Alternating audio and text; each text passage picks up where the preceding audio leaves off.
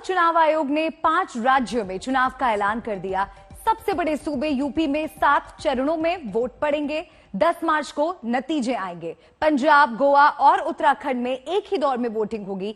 मणिपुर में 2 फेज में वोट डाले जाएंगे।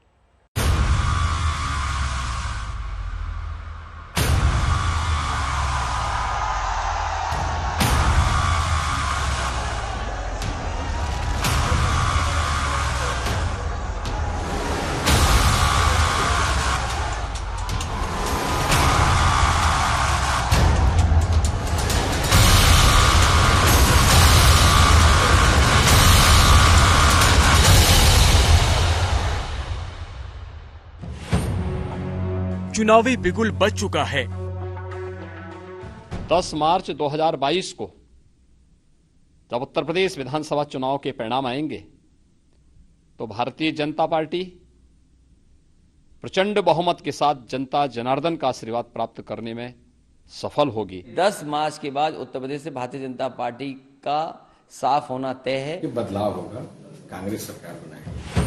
5 राज्यों में विधानसभा चुनाव की तैयारियों का ऐलान हो चुका है। 14 फरवरी वैसे भी आम आदमी पार्टी के लिए बहुत लकी डेट है, बहुत खास डेट है। तो हमें खुशी है इस बात की कि इन तीनों राज्यों में 14 फरवरी को चुनाव है और हमें पूरा भरोसा है कि बहुत ही शानदार रिजल्ट आम आदमी पार्टी को इन तीनों राज्यों में मिलेगा।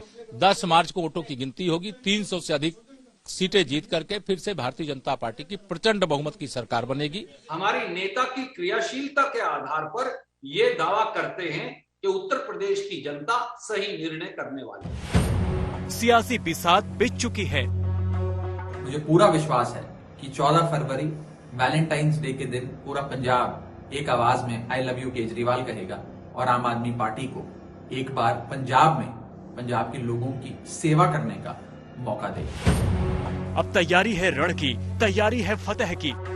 हम तो इस तिथि का इंतजार कर रहे थे कि डेट घोषित हो और भाजपा की विदाई की घंटी बज जाए। वो घंटी बज गई है। 5 राज्यों में 7 चरणों में मतदान होंगे, जिनमें यूपी में सभी 7 फेज में वोटिंग होगी। वहीं पंजाब, उत्तराखंड, गोवा में एक चरण में चुनाव होगा, जबकि मणिपुर में 2 चरणों में मतदान होगा। यूपी में 10, 14, 20, 23 और 27 फरवरी के अलावा मार्च में 3 और 7 मार्च को मतदान होगा। वहीं पंजाब, गोवा और उत्तराखंड में 14 फरवरी को मतदान होगा। मणिपुर में 27 फरवरी और 3 मार्च को चुनाव होंगे। सभी फेज की 10 मार्च को मतगणना होगी, जिसमें फैसला सामने आ जाएगा। The date of counting is 10th March 2022, that is Thursday. Last time, 2017, the election was announced on 4th of January, and the counting was on 11th, and here we are announcing on 8th. So we are squeezing the time as also, and the faces also. Her party ने कमर कस ली है। हर party पूरी ताकत के साथ मैदान में उतरने की तैयारी कर रही है। जिस प्रकार जनता की सेवा किए हैं, ये स्पष्ट जनादेश भारतीय जनता पार्टी को 300 प्लस यानी 300 पार हम करेंगे और पुनः सरकार बनाएंगे। देखिए, समाजवादी पार्टी कमजोर नहीं है, लेकिन और दल हैं जो इस टेक्नोलॉजी को नहीं कर पाएंगे या वर्चुअल उतना सक्षम नहीं है उनके पास कार्यकर्ता नेता, तो उनके लिए हो सकती मुसीबत। लेकिन समाजवादी पार्टी तो तमाम मुकाबला करेगी और समाजवादी पार्टी वो पार्टी है जिसने उत्तर प्रदेश में सबसे पहले लैपटॉप बांटे थे। तो जहां तक टेक्नोलॉजी है, वर्चुअल रैलीज करना है या हमें वर्चुअली लोगों तक पहुंचना है, उसके लिए तैयारी करनी पड़ती। लेकिन भारतीय जनता पार्टी पहले से तैयारी किए हुए है, क्योंकि उन्हें झूठ फैलाते थे। जो झूठ का नेटवर्क है, उनके पास बड़ा नेटवर्क पहले से। इस बार मतदाताओं की संख्या बड़ी है। ऐसे में कोरोना और मतदाताओं की संख्या को देखते हुए चुनाव आयोग ने पूरा प्लान तैयार किया है। 690 विधानसभा सीट में 18.34 करोड़ मतदाता होंगे। इस बार 24.9 लाख मतदाता बढ़े हैं। वहीं 29% मतदाता पहली बार वोट डालेंगे। 1620 पोलिंग बूथ में सिर्फ महिला कर्मचारी रहेंगे। नए नियम के साथ सियासी मैदान तैयार है। नए घमासान के साथ, नए मुद्दों के साथ तय होगा कि कौन से राज्य में कौन सी पार्टी बाजी मारती है और कौन अपना किला बचा पाती है, किसके दुर्ग में सेंध लगती है। आज तक ब्यूरो। यूपी समेत 5 राज्यों में चुनावी तारीखों का ऐलान तमाम पाबंदियों के साथ हुआ है। कोरोना के खतरे को देखते हुए फिलहाल ना ही कोई रैली हो सकेगी और ना ही जनसभा। इसके साथ मतदान के दौरान भी आयोग की ओर से सख्त गाइडलाइंस जारी की गई हैं।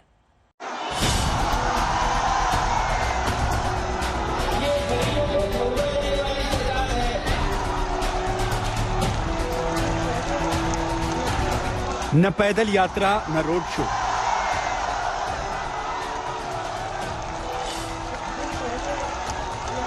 न रैलियों में भीड़ इकट्ठा करने की इजाजत और न नुक्कड़ सभाएं।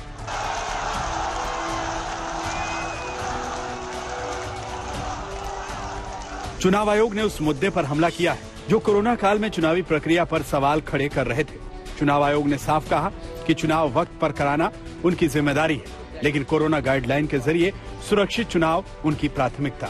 ऐसे में रैलियों में भीड़ पर चुनाव आयोग ने शिकंजा कसा है। 15 जनवरी तक चुनाव आयोग ने रैली, रोड शो, साइकिल यात्रा, पद यात्रा पर रोक लगाई है। डोर टू डोर कैंपेन में 5 लोगों से ज्यादा की इजाजत नहीं होगी। चुनाव आयोग ने डिजिटल प्रचार और वर्चुअल रैली पर जोर देने की बात कही है। 15 जनवरी के बाद हालात को देखते हुए रैली के लिए स्थानीय प्रशासन से पार्टियों को इजाजत लेनी होगी। हालांकि अब इस पर भी सियासत तेज हो गई है, क्योंकि एक रथ के कार्यक्रम में बड़ी संख्या में लोग आते हैं। अब इलेक्शन कमीशन ने जो नियम बनाए उन नियमों का पालन समाजवादी पार्टी करेगी और जो भी नियम उसके बाद बनेंगे उनको भी पालन कर करके चुनाव लड़ेगी।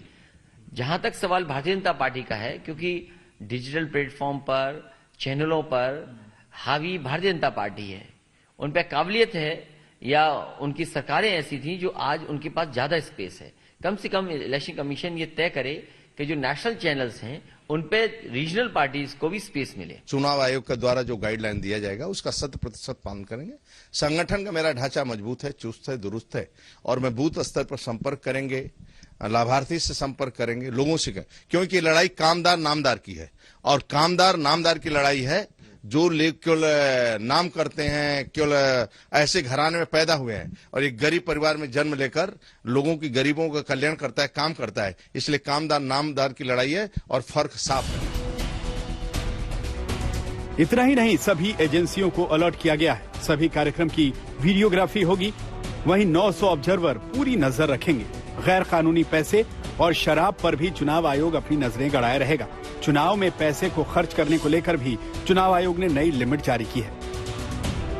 यूपी, पंजाब और उत्तराखंड में 40 लाख रुपए हर कैंडिडेट खर्च कर पाएगा। मणिपुर और गोवा में यह खर्च की सीमा 28 लाख रुपए होगी। उम्मीदवारों को आपराधिक जानकारी देनी होगी। उम्मीदवार ऑनलाइन नामांकन कर सकेंगे। सुविधा ऐप के जरिए ऑनलाइन नामांकन हो जाएगा। Political parties and candidates are advised to conduct their campaign as much as possible through digital, virtual media platforms, mobile-based mode instead of physical mode, ensuring strict compliance of COVID safety norms. चुनाव आयोग ने काफी मंथन के बाद corona को देखते हुए पूरा खाका तैयार किया है। सभी चुनाव कर्मियों को दोनों वैक्सीन लगानी होगी। वहीं हर मतदान केंद्र में सैनिटाइजर और मास्क का इंतजाम किया गया है। चुनाव आयोग ने साफ किया है कि किसी भी कीमत पर कोरोना गाइडलाइन की अनदेखी नहीं होगी। 690 विधानसभा सीट में मतदान के लिए 2,15,000 से ज्यादा पोलिंग बूथ तैयार किए गए हैं। पोलिंग बूथ 16% तक बढ़ाए गए हैं। वहीं पोलिंग बूथ ग्राउंड फ्लोर पर बनाए जाएंगे, जो कि पूरी तरह सैनिटाइज होंगे। इतना ही नहीं, 80 साल से ज्यादा उम्र के बुजुर्ग, दिव्यांग और कोविड प्रभावित लोगों के लिए पोस्टल बैलेट की भी सुविधा की गई है। हर बूथ में 1250 मतदाता वोट डाल पाएंगे। मतदान के लिए 1 घंटे ज्यादा वक्त बढ़ाया गया है। वोटर्स को पहली बार चुनाव नियमों की पर्ची दी जाएगी। चुनावी नियमों का उल्लंघन करने पर एक्शन लिया जाएगा। अब सवाल खड़ा होता है कि कोरोना को देखते हुए नियमों का ऐलान तो हो गया है, लेकिन इसे लागू कराना भी चुनाव आयोग के लिए बड़ी जिम्मेदारी है, क्योंकि पिछले चुनाव में रैलियों में भीड़ हो या फिर चुनावी कर्मियों की कोरोना से मौत, चुनाव आयोग सवालों के घेरे में था। आज तक ब्यूरो। अब बात मुंबई की। यहाँ तो हर तीसरे टेस्ट में कोरोना मरीज मिल रहा है। मुंबई में तो अभी सिर्फ नाइट कर्फ्यू ही चल रहा है।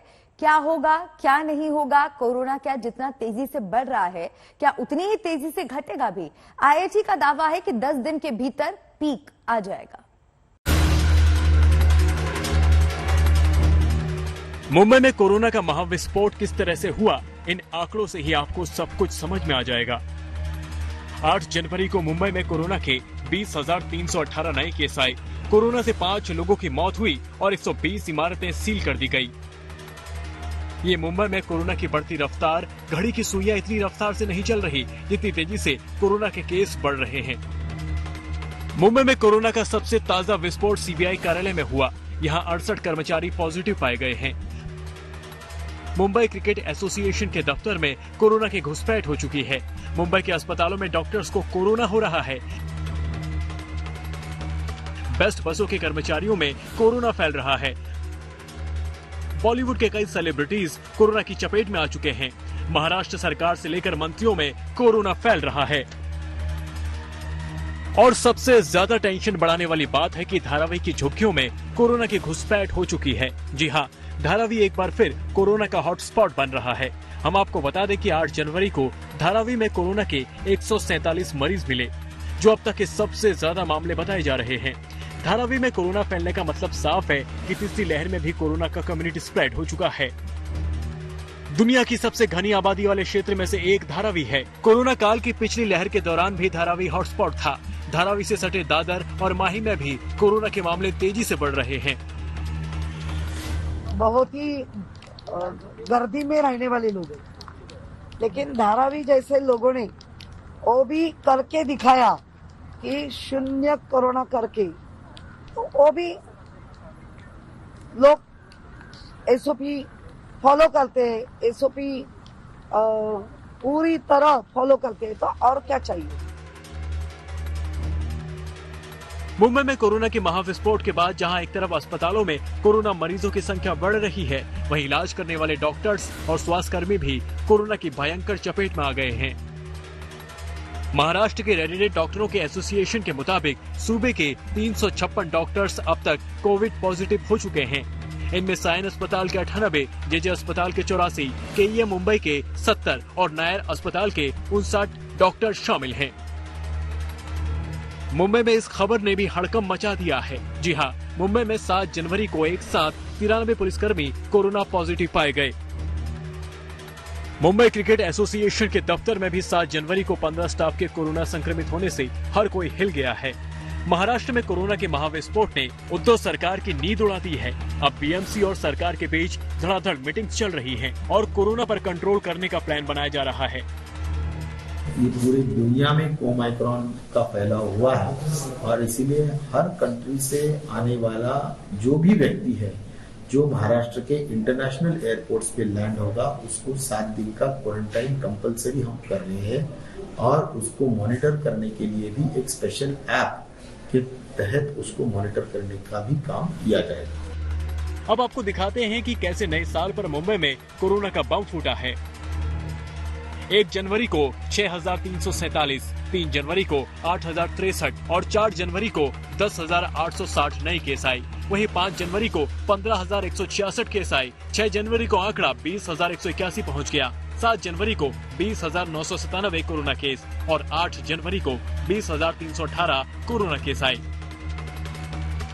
माया नगरी में अब कोविड के एक्टिव केस करीब 80,000 तक पहुंच चुके हैं। इस वजह से अस्पतालों के 16% बेड भर चुके हैं। 500 से ज्यादा बिल्डिंग्स को सील करना पड़ा है। ये बीकेसी का एग्जाम्पल दिया, 2,500 बेड हमारे रेडी है, उसमें हमारा 108 बेड ऑक्सीजन आईसीयू है, 12 बेड हमारे डायलिसिस है, 1,392 बेड हमारा बिना ऑक्सीजन के है, 896 बेड हमारे ऑक्सीजन के है और डेली 800 से 900 लोग इधर एडमिट होते। 770 लोग आज भी एडमिट है बिना ऑक्सीजन के और 280 लोग ऑक्सीजन पर है। और मैं खुद जाके अंदर देख के आई हूँ। जो बोर्ड का एक डिजिटल बोर्ड है उसको टैली करना, मैं अंदर जाके देख के आई हूँ। मुंबई ही नहीं, पूरे महाराष्ट्र में कोरोना का डर है। 8 जनवरी को महाराष्ट्र के 41,434 केस आए और 19 लोगों की मौत हो गई। मुंबई कोरोना की पिछली 2 लहरों को देख चुकी है। मुंबई वाले एक और लहर बर्दाश्त नहीं कर सकते, इसलिए जरूरी है कोरोना के खिलाफ जंग को हर मुंबईकर अपनी निजी जंग बना ले। आज तक ब्यूरो। दिल्ली में इस वक्त 55 घंटे का कोरोना कर्फ्यू चल रहा है और ये वीकेंड कर्फ्यू सोमवार सुबह 5 बजे तक चलेगा। ऐसा ही कर्फ्यू दिल्ली में दूसरी लहर के दौरान भी लगाना पड़ा था, जिसके 4 दिन बाद ही दिल्ली में लॉकडाउन लगाने की नौबत आ गई थी। सवाल ये कि इस बार क्या होगा। दिल्ली में 55 घंटे का वीकेंड कर्फ्यू चल रहा है। कोरोना को कंट्रोल करने के लिए ये मिनी लॉकडाउन लगाया गया है। सड़कों पर सन्नाटा है, बाजार सुनसान है। दिल्ली में वीकेंड कर्फ्यू कैसा चल रहा है, ये ग्राउंड रिपोर्ट में देखिए। इस वक्त मैं मौजूद हूँ बंगाली मार्केट में, जहाँ पर इस वक्त बहुत भीड़ हो जाती है सुबह के वक्त, लेकिन अभी यहाँ वीकेंड कर्फ्यू का पालन सही से किया जा रहा है। यहाँ जो दुकानें खुली हैं वो केवल और केवल जरूरी और आवश्यक सामानों को लेकर खुली हुई हैं, जितनी भी एसेंशियल सर्विसेज में आती हैं। और अब नोएडा दिल्ली बॉर्डर की तस्वीरें भी देखिए, कैसे वाहनों की चेकिंग की जा रही है, क्योंकि वीकेंड कर्फ्यू में सिर्फ उन्हें ही जाने की इजाजत है जो बहुत जरूरी काम से जा रहे हैं। इस वक्त हम मौजूद है दिल्ली नोएडा बॉर्डर पर। तस्वीरें आपको दिखाना चाहेंगे कि लगातार पुलिस की तरफ से जो चेकिंग अभियान है वो यहाँ पर किया जा रहा है। सिर्फ एसेंशियल सर्विस से जुड़ी गाड़ियों को ही जाने की इजाजत जो है वो दी जा रही है। जो एसेंशियल सर्विस से जुड़े नहीं है, आप देख सकते हैं दिल्ली पुलिस के जवान उनको वापस जो है वो नोएडा की तरफ जो है वो भेज रहे हैं। लगातार जो लोग नोएडा से दिल्ली की तरफ आ रहे हैं उनको आने की इजाजत नहीं है। सिर्फ उन्हीं लोगों को आने की इजाजत है जो मेडिकल से जुड़े हुए हैं और फ्रंटलाइन वर्कर्स हैं। इसके अलावा जो जरूरी चीजों से जुड़े हैं उन्हीं को जाने की इजाजत यहाँ पर दी जा रही है। दिल्ली में 55 घंटे के इस सख्त पाबंदी के पीछे भले ही सड़कों और बाजारों में कोई ना दिख रहा हो, लेकिन नई दिल्ली रेलवे स्टेशन की ये तस्वीर भी देख लीजिए, कैसे रेलवे स्टेशन पर खचाखच भीड़ है। कोरोना नियमों की उड़ती धज्जियां साफ दिखाई दे रही। यानी दिल्ली के वीकेंड कर्फ्यू में इसे पलीता कहें तो ये गलत नहीं होगा। आगे कुछ भी कहने और सुनने के पहले 8 जनवरी के ये आंकड़े देख लीजिए। दिल्ली में 8 जनवरी को कोरोना के 20,181 नए मामले आए। 24 घंटे में 7 लोगों की मौत भी हुई और संक्रमण दर बढ़कर 19.60% हो गई। अस्पतालों में 1,586 मरीज भर्ती। यानी दिल्ली में कोरोना की बढ़ती संक्रमण दर फिलहाल ये बता रही है कि अब एक कोरोना संक्रमित मरीज करीब 19 से ज्यादा लोगों को संक्रमित कर सकता है। और इस मुश्किल वक्त में जनता को बचाने के लिए ही दिल्ली में वीकेंड कर्फ्यू की शुरुआत शुक्रवार से हुई। वीक के अंदर सबसे पहले ये ओमिक्रॉन की जो लहर आई है, क्योंकि विदेशों से फ्लाइट भी दिल्ली में आई थी, तो दिल्ली को जो दिल्ली ने जो रेस्ट्रिक्शंस लगाए हैं वो रेस्ट्रिक्शंस बहुत जरूरी थे। कई बार लगता है कि कुछ लोगों ने थोड़ा ज़्यादा लगा दिया है, बट रिपेंट करने से बेटर है, बाद में पछताने से बेटर है कि थोड़े रेस्ट्रिक्शन ज़्यादा भी हों। भाई देखो, हमने सारे एजुकेशनल इंस्टीट्यूशन बंद कर दिए, जिम बंद कर दिए, हमने सारे सिनेमा हॉल बंद कर दिए, बैंकेट हॉल बंद कर दिए, पब्लिक गैदरिंग्स बंद कर दी, शादियों में 20 लोग कर दिए, फेडरल में 20 लोग कर दिए, तो सारे रेस्ट्रिक्शन हमने लगाए। अब दिल्ली के स्वास्थ्य मंत्री के डर को समझिए, क्यों कोरोना और कोरोना का नया वेरिएंट ओमिक्रॉन को लेकर सरकार के हाथ पांव फूले हुए। दिल्ली में 20 दिसंबर को कोरोना के 91 केस थे। 28 दिसंबर को ये आंकड़ा 496 हुआ, 29 को 923, 30 को 1313, 31 को 1796, 1 जनवरी को 2716, 2 जनवरी को 3194, 3 जनवरी को 4099 केस, 4 जनवरी को 5481, 5 जनवरी को 10,665 केस हो गए, 6 जनवरी को 15,097 केस, 7 जनवरी को 17,335 केस आए और 8 जनवरी को यह आंकड़ा 20,181 तक चला गया। हो सकता है कि आजकल में कोरोना की तीसरी लहर दूसरी लहर में पीक के आंकड़े को पार कर जाए। अब सवाल यह है कि अगर वीकेंड कर्फ्यू से ही दिल्ली में कोरोना कंट्रोल नहीं हुआ तो क्या संपूर्ण लॉकडाउन का सामना करना पड़ेगा? ये तो सब कैलकुलेशन है ही। जिस तरह से तेजी से बढ़ रहा है तो हमें किसी भी विकट परिस्थिति के लिए तैयार रहना चाहिए। ऐसी आशंका है कि केसेस में हो भी सकते हैं। अब ये पहले भी हमेशा ये रहा है कि आप, ये तो एक्सेल शीट का कैलकुलेशन है, आप जैसे करते चले जाओ उतना आगे बढ़ता चला जाएगा। किसी दिन नीचे आना शुरू होगा तो नीचे आ जाएगा। संक्रमण नीचे तब आएगा जब पहले पीक पर पहुंच जाएगा। तब तक भले ये सोचा जाए कि दिल्ली में वीकेंड कर्फ्यू लगाकर रात को बाहर आने से रोका जा सकता है, लेकिन क्या इतना ही काफी है? क्योंकि वीकेंड कर्फ्यू लगाने से क्या संक्रमण रुकेगा? जबकि मेट्रो के भीतर लोग ऐसे ही खतरे के बीच ट्रेवल करते दिखेंगे। दिल्ली मेट्रो में 100% कैपेसिटी से चलने की इजाजत है, यानी हर सीट पर लोग बैठ सके, बस ऐसे मेट्रो चलनी चाहिए। दिल्ली में ऐसे मुसाफिर सफर करेंगे तो क्या कोरोना नहीं फैलेगा? दोष इन यात्रियों का नहीं, दोष उस व्यवस्था का है जो जनता को पब्लिक ट्रांसपोर्ट की पूरी सुविधा पर्याप्त रूप से नहीं दे पाती। नतीजा, लोग मजबूर होते हैं। पता है कि जिस तरीके से पेंडेमिक चल रहा है तो इतना कोई ट्रांसपोर्टेशन भी नहीं हो पाता है, तो क्राउड की वजह से एक तो ये होता है कि प्रिकॉशंस लेने पड़ते हैं, लेकिन जिस तरीके से क्राउड देखा प्रिकॉशंस तो कहीं पे भी नहीं है। अब ये है ऑफिस है, अगर ऑफिस नहीं जाएंगे तो फिर फाइनेंशियली सब चीज़ें कैसे बंदा अपना सॉर्ट आउट कर पाएगा। अब सरकार और लोग यही दुआ कर रहे हैं कि काश 55 घंटे के वीकेंड कर्फ्यू के बाद कोई पॉजिटिव खबर आए, लोगों को कोरोना पॉजिटिव होने की खबर न मिले। श्रुतिका के साथ सुशांत मेहरा, दिल्ली आज तक।